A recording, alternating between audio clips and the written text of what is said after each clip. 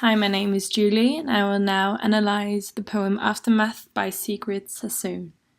It's written in 1919, just after the First World War.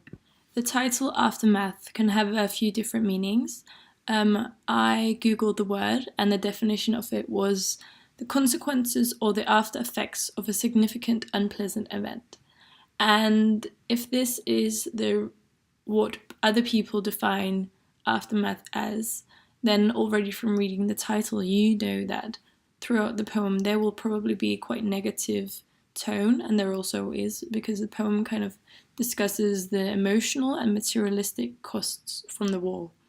I will now quickly go through the form and structure of the poem. So the poem consists of 3 stanzas, and each stanza it has a different length. So the first stanza consists of 9 lines and has the rhyme structure A, B, B, C, C, D, E, A, A.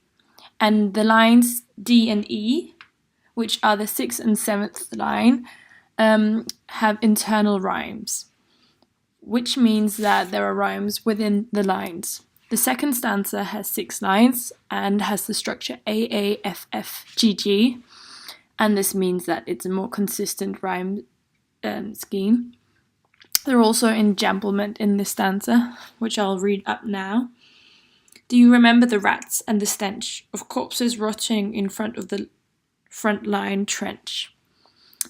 And in the third stanza, there are 8 lines with the structure H, I, H, J, J, A, A. And because I've said A, A in all of the 3 stanzas, it means that all of the lines that are represented by an A all rhyme. So there are used quite a few rhetorical tools throughout the poem. There are, for example, used similes, and I've put an example of this in the PowerPoint, which I will read aloud now, and it's in the first stanza. Okay. For the world's events have rumbled on since those gagged days, like traffic checked while at the crossing of city ways. Here Sassoon compares the world moving on after the Great War to cars moving in traffic, and he resembles that both focus on moving on and that neither remember the past. And by using this comparison, he shows that he doesn't like how everyone is moving on, and that he believes that you have to remember the past because it's been so important and horrible. And Sassoon also uses rhetorical questions, which shows how he's trying to communicate directly to the reader. You can though wonder if he's reaching out to the individual or the society. And he starts the poem out with a rhetorical question that sounds, "Have you forgotten yet?" And this is a rhetorical question because nobody can answer him directly, but it's more meant for the reader to think about the question. He also ends nearly every stanza with a question, a rhetorical question, so nobody can answer, but it leaves the reader with some thoughts.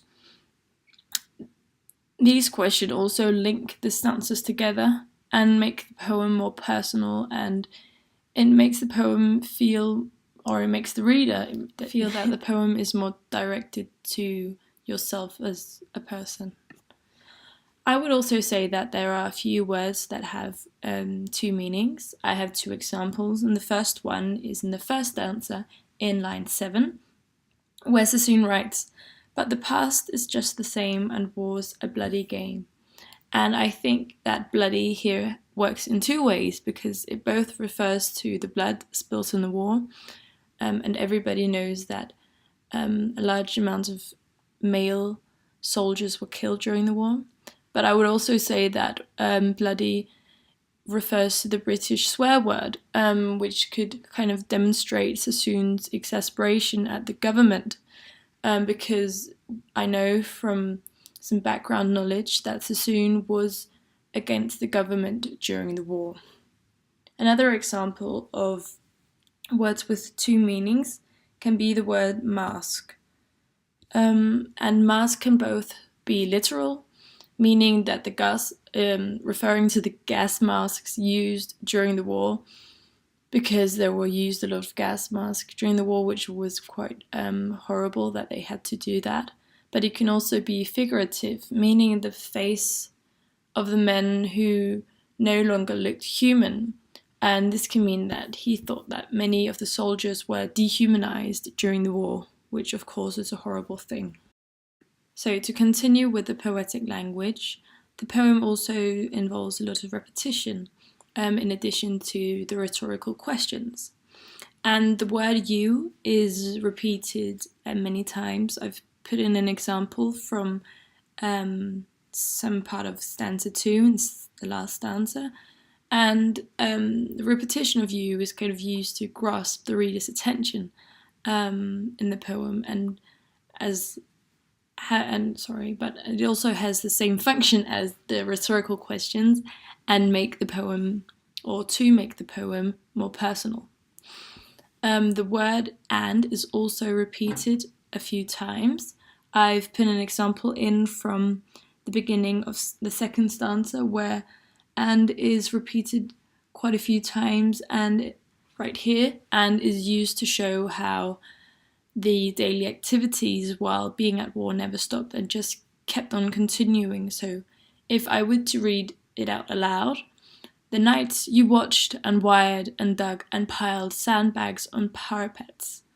So by using this, it shows that their work, it actually quite never stopped, and it was really hard and exhausting. So he also uses, or Sassoon also uses, kind of vivid descriptions of the trench warfare and the raw emotion, and he uses some adjectives that set the tone as very negative. He uses words, I've put them in the PowerPoint as well, as doomed and haggard faces, hopeless rain, dying eyes, and rotting corpses. These are also, these help make the poem more imagery. It's or more relatable, not relatable, but it makes you visualize the situation much better, which you of course don't want to because it seems so horrible.